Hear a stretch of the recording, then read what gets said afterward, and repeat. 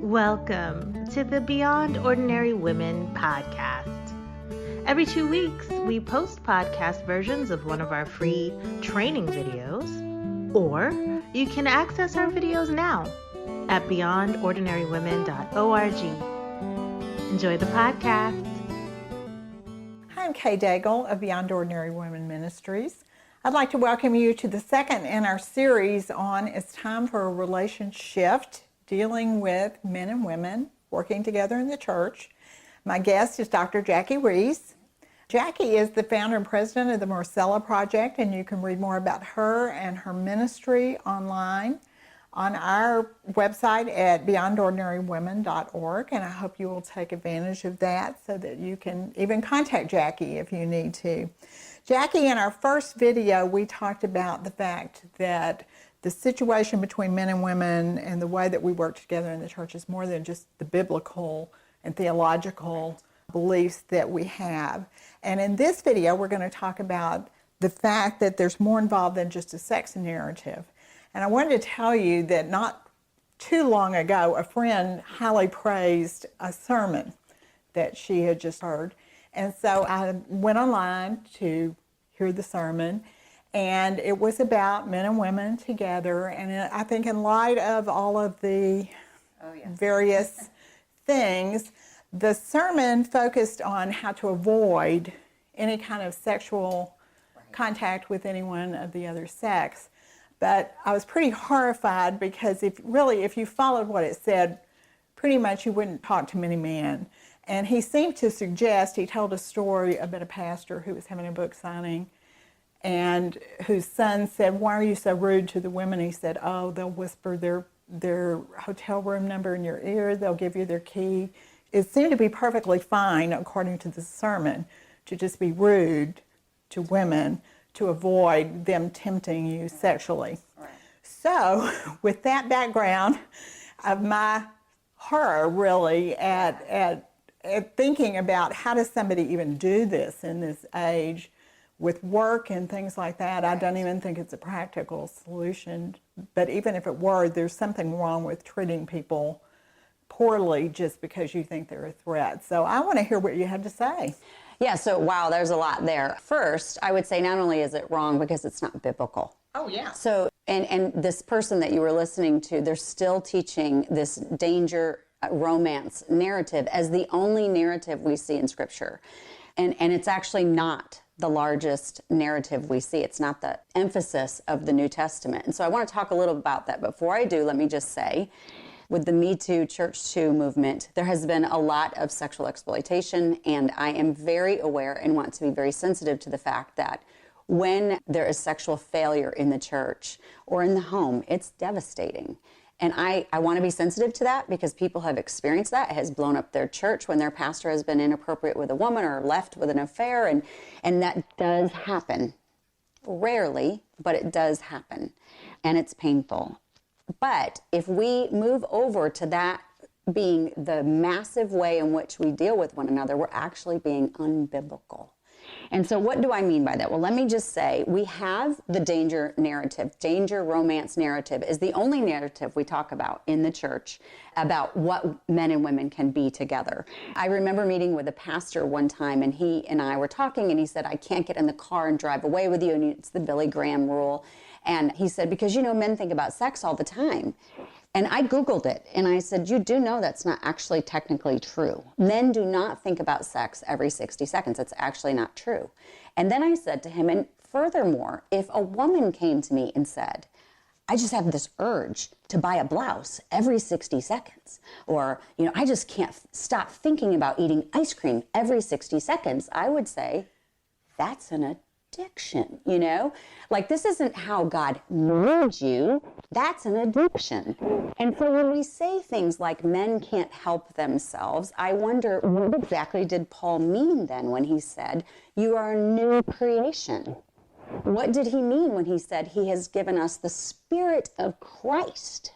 God himself is redesigning us into this new creation. Now, God's pretty powerful, right?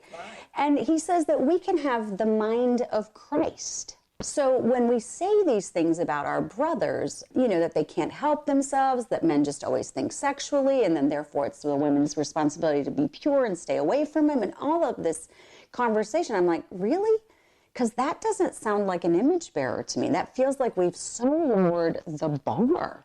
What it sounds like is we are saying men are pigs. And my husband is not a pig. And I have 2 sons, and they are not pigs. And so I'm not willing to dehumanize my brothers by that kind of story that we tend to teach in the church out of fear of moral failure. I'll just give you a quick example of how this played out in my life and why I've had to dig deeper into the scripture and go, what is going on here?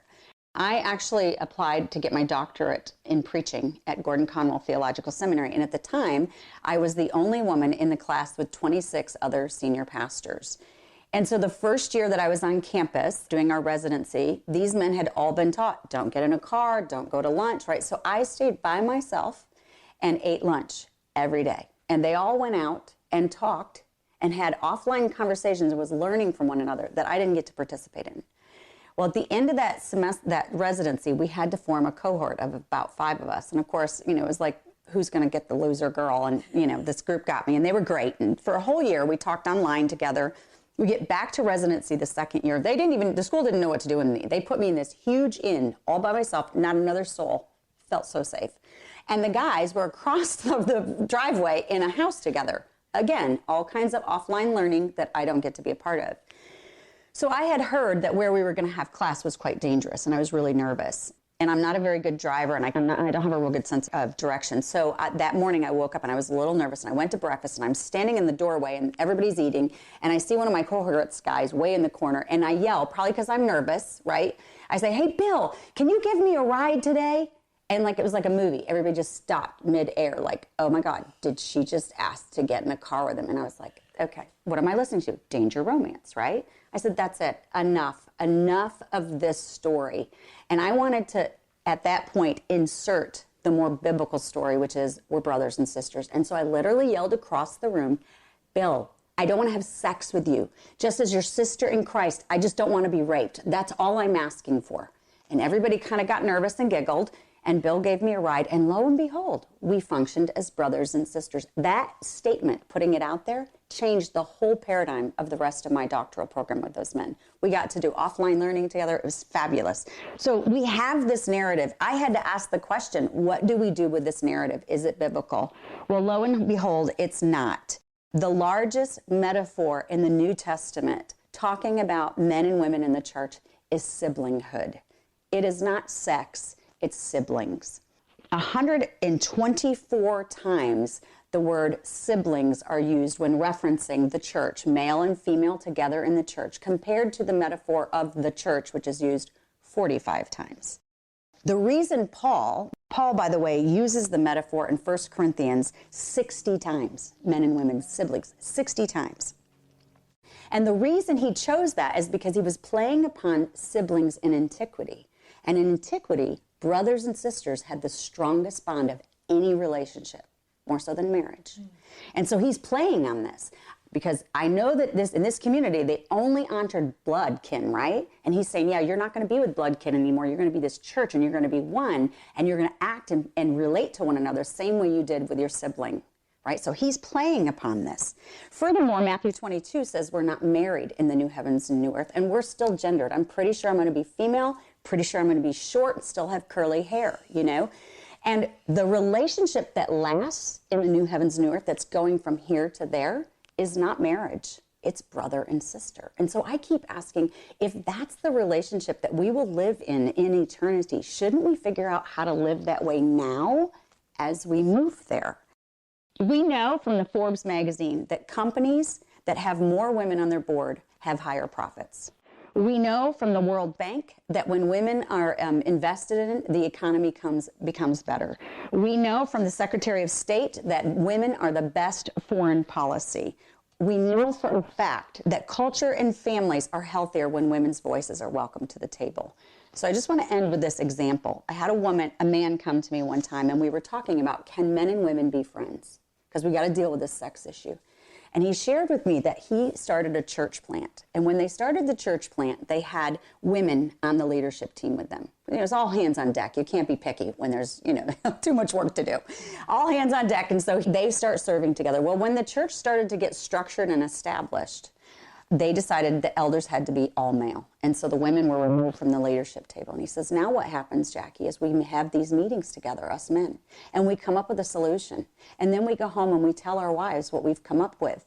And they will ask questions that we didn't ask. So we have to go back and have another meeting to discuss the questions that we didn't think to ask. And then he said this profound statement. He said, we were better when women were at the table. Great story. Yeah. Great story. Absolutely. And I certainly ran into some of that being on staff, that in situations where women weren't asked, that there would later on be some repercussions from that were not anticipated because only men were talking about it. So thank you. I tell people there's always women elders, whether you've elected them or not, because those male elders go home and they talk to their wives, and then they have input. So we actually are getting female input. We just haven't voted them to be elders, but there's always women at the elder table. Right. Well, thank you.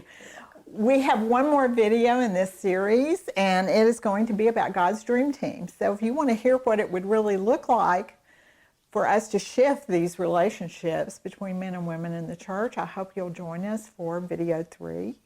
And you can find all of these videos on our website at beyondordinarywomen.org. Thanks for listening to the Beyond Ordinary Women podcast. You can find more podcasts and information about women in leadership by going to beyondordinarywomen.org. This podcast was produced by Beyond Ordinary Women Ministries. Our production team includes Evelyn Babcock, Kay Daigle, Kay Halligan, Deborah Herring, Sharifa Stevens, and John Sparks. Theme music, Back in Stride by Don Miller, used by courtesy of Christine Miller.